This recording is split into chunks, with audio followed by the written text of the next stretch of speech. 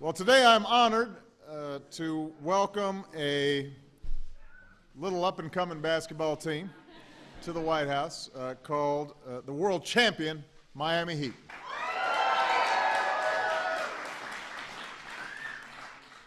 Now, for many teams that come here, this is a lot of cameras in one place. It's a little overwhelming. But for the Heat, this is what practice looks like. This is normal. I know this is the first trip for some of these players, but a few of them were here a couple of years ago for a pickup game on my birthday. Now, I'm not trying to take all the credit, Coach, but I think that it's clear that going up against me prepared them to take on Kevin Durant and Russell Westbrook. It sharpened their skills. It gave them the competitive edge that they needed. And I think part of the reason they came back today is they want another shot at the old guy. But first, I have to congratulate the Heat on their well-earned title. This team traveled a long road to get to where they are. In 2011, the Heat got all the way to the finals, only to come up short. But when you fall, the real test is whether you can ignore the naysayers, pick yourself up, and come back stronger. And that's true in basketball, but it's also true in life. That's exactly what these guys did. Instead of getting down, they got better. Dwayne Wade worked on his core. LeBron learned some post moves from Hakeem. Shane Battier came on board. They became a more complete team. They got to know each other better and trust each other more. And they became more fun to watch. In Game 4 against the Thunder last year, we saw LeBron carried off the floor with cramps, only to come back a few minutes later and hit a dagger of a three-pointer to put the Heat ahead. During Game 6, we saw him pull off one of the greatest performances in basketball playoff history, dropping 45 points and had a scary look in his eye. We saw Dwayne Wade, the heart and soul of this team, continue to do whatever it takes to win, including leading the team in blocks. And at the post-game press conferences, he dressed well enough to land himself in GQ magazine. Show him your kicks here, Brian. If any of you can pull this off, other than Dwayne Wade, let me know. We saw Chris Bosh get injured but get healthy right at the perfect time and do outstanding work throughout the rest of the playoffs. And it wasn't just the big three. Mike Miller could barely walk. Mike, you look better now. You look broke down last year. But still hit 7 three-pointers in the final game. I don't know how he did it because he could not walk. He looked like an old man. Mario Chalmers earned himself a nickname from Dwayne Wade that I'm not allowed to repeat. But he did a great job.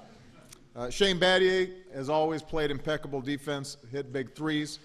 Juwan Howard, Grandpa, became the first member of the Fab Five to win a ring. And Coach continually set the tone and kept these guys motivated the entire way. So that team mentality, with everybody doing their part, is what finally put the Heat over the top. And it's especially impressive when you think about everything they've had to deal with over the last few years.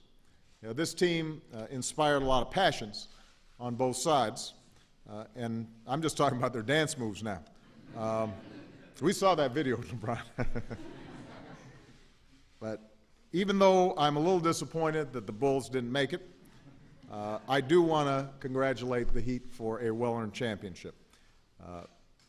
LeBron said it's about damn time. And I want to thank them for taking the time this afternoon to spend with Wounded Warriors of Walter Reed, because you guys are heroes to them, but they're heroes to all of us. And let me just say one last thing about these guys, and I mentioned this as we were coming in. Now, there's a lot of focus on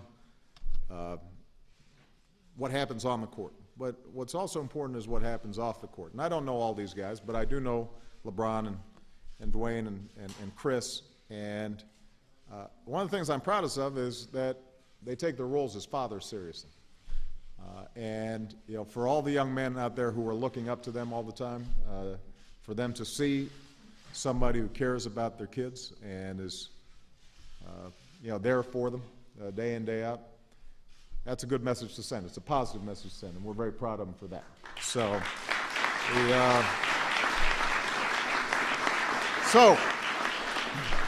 congratulations again to the Miami Heat, and now we are going to take a picture that makes me look very short.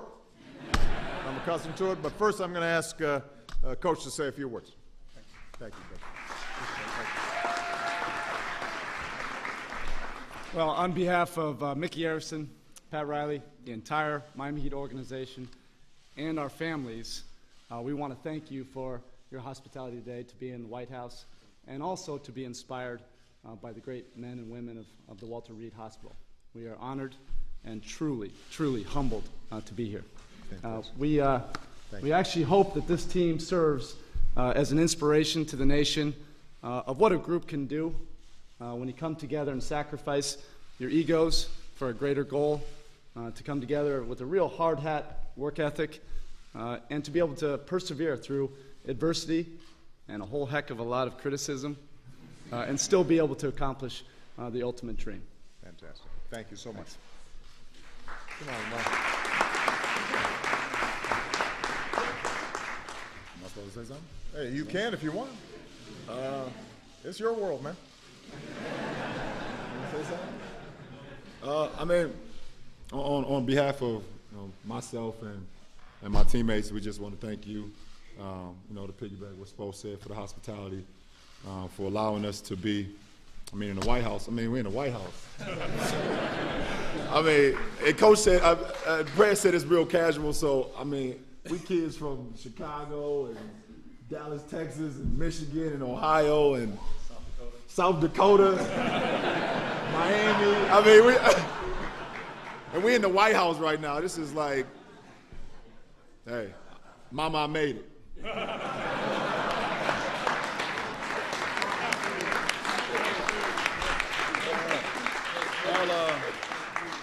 All I got to say is we got a 10-day contract left. Yeah.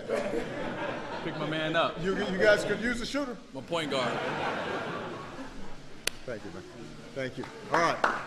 You guys want to